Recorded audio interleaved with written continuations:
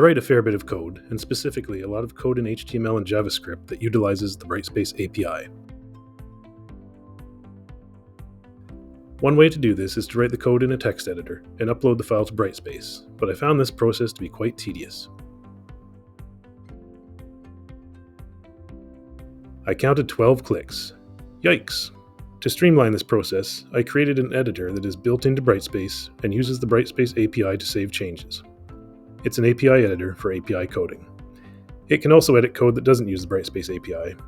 It will edit HTML, JavaScript, CSS, and text files. To set it up, I'll upload 4 files into the Manage Files tool and extract the zip file there.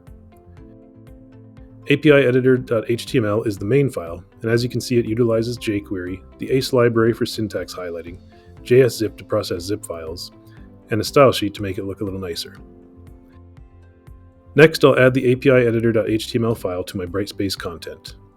If I open the page in content, it appears to load, but there's nothing to edit. The editor looks for a unit named API Editor, so if I rename this unit to match, the editor will automatically load all files in that unit.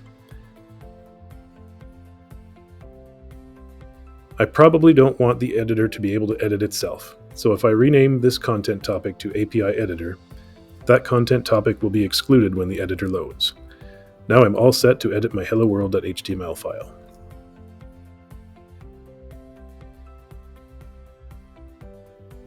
I'll make an edit, save the changes, and refresh the content page.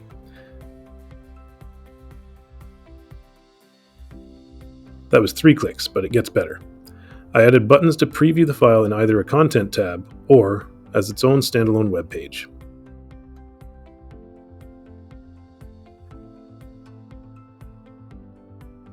If a preview tab is open and I save changes, the preview tab is automatically refreshed. I find the best workflow is to have both an editing window and preview window open at the same time, and the editor can get a little crowded in the Brightspace content tool, so I usually open that in a new tab as well. Now just 1 click to save and refresh the preview tab, and if you're too lazy for that, you can press Ctrl+S instead.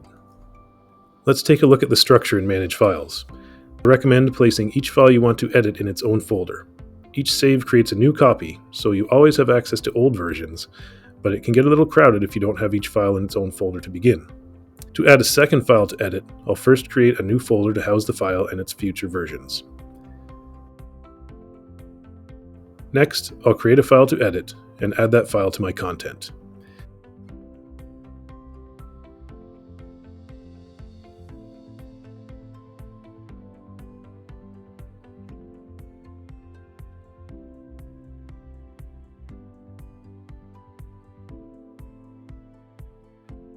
If I refresh the editor, it will rescan the API Editor unit, reload all content topics, and I can now edit my second project. I can click the download button to download a copy of the most recent version, or the download all button will download the most recent version of all files the editor has loaded in a single zip file. If you're ever in doubt about which version the editor is working with, it is displayed just below the editor window. I hope you like it.